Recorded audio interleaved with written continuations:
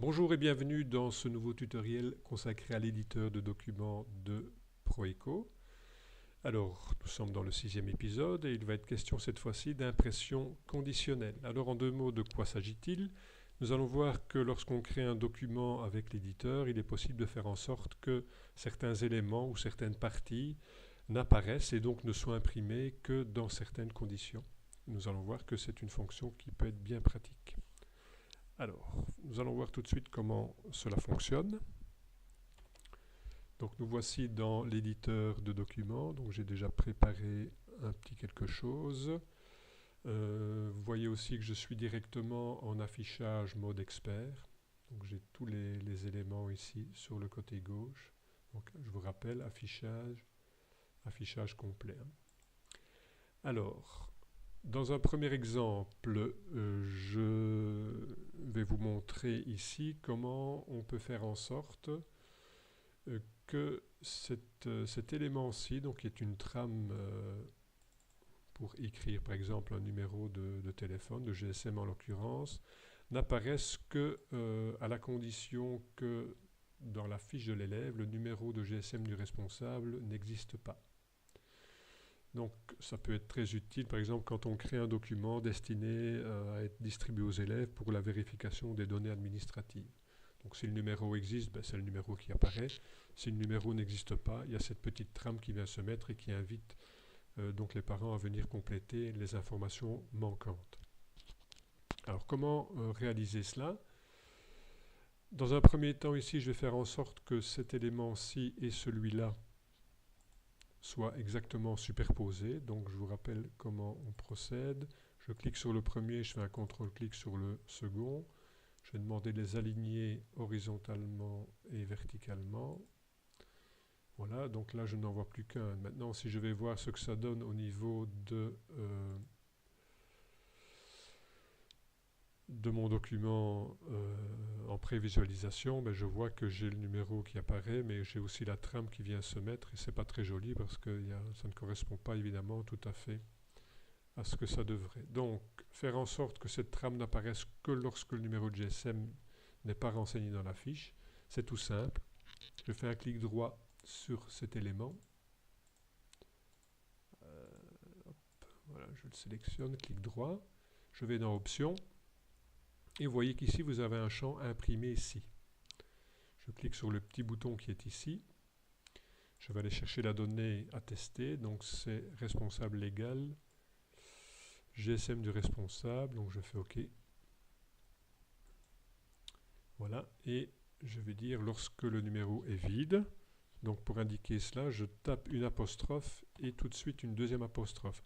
Attention, il ne s'agit pas du tout du signe guillemet de votre clavier, mais bien une apostrophe et directement une deuxième. J'ai aussi un petit bouton qui me permet de valider la syntaxe de l'expression que j'ai écrite. Donc, qui va me dire tout de suite si mon expression est correcte. Voilà, il n'y a pas d'erreur. Le résultat est false, très probablement parce que l'enregistrement qui est considéré ici a bien un numéro de GSM mentionné. Donc, c'est normal que le test donne comme résultat faux. Donc, on fait OK et on fait OK.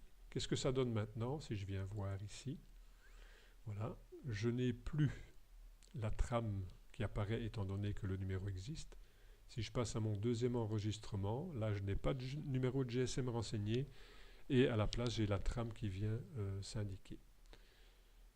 Suivant, mais là j'ai un numéro. Le quatrième, j'ai pas de numéro, donc c'est nouveau ma petite trame pour l'encodage à la main qui apparaît. Donc voilà comment cela fonctionne. Vous voyez que c'est tout simple.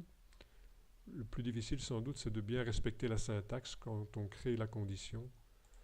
Donc quand on crée la condition ici, évidemment, il faut bien respecter cette manière de procéder.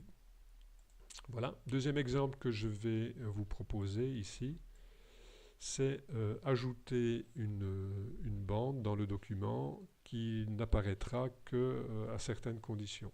Par exemple, on pourrait très bien créer un document global pour tous les élèves et faire en sorte également que si on doit faire apparaître des informations spécifiques, par exemple aux élèves de première, ça ne s'affiche que pour les élèves de première. Il m'est arrivé, moi, de créer des documents qui étaient globalement les mêmes, mais avec une petite différence, et donc j'en crée un pour les premières, j'en crée un pour les deuxièmes, pour les troisièmes, etc. Alors qu'il y a moyen de rentabiliser, de rationaliser la création des documents de cette manière-là. Alors pour concrétiser cela dans cet exemple, je vais ajouter directement deux bandes, ce qu'on appelle des bandes enfants. Donc je vais dans Insertion, bande filles, et je clique ici en dessous. Je vais dire que la bande parent est la bande principale. Je vais y mettre une couleur pour bien la distinguer. Je la mets en vert, voilà. OK. J'en ajoute tout de suite une deuxième. Juste ici en dessous. Je vais dire que la bande parent, c'est la bande 1 que je viens juste d'ajouter. Et je vais lui mettre une couleur bleue pour bien la distinguer aussi. Voilà, je fais OK. Qu'est-ce que ça donne pour l'instant? Voilà. J'ai effectivement une bande verte et une bande bleue. Ce sont les deux bandes que je viens d'ajouter. Maintenant, je voudrais faire en sorte que la première, donc pour bien distinguer, je vais dire ici, cette bande ne s'imprime que pour les élèves de 1C. Voilà. Je vais le mettre un peu plus grand, je vais centrer le tout, voilà. Je fais la même chose ici, mais là je vais dire cette bande ne s'imprime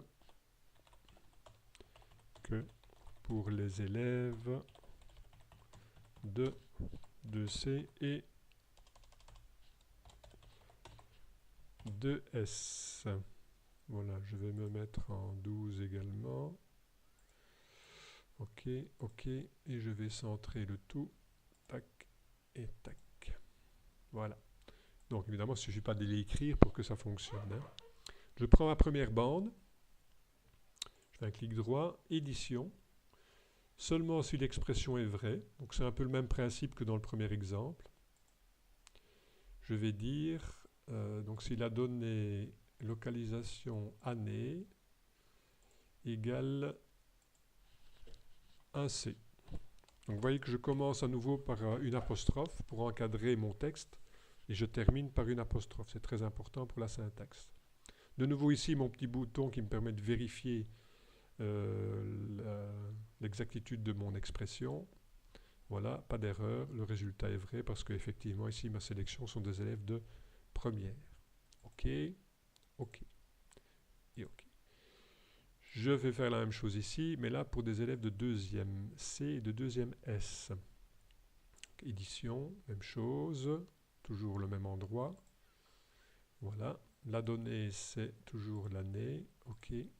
Cette fois-ci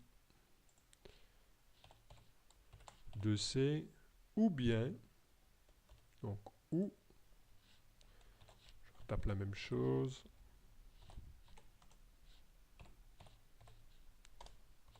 de S.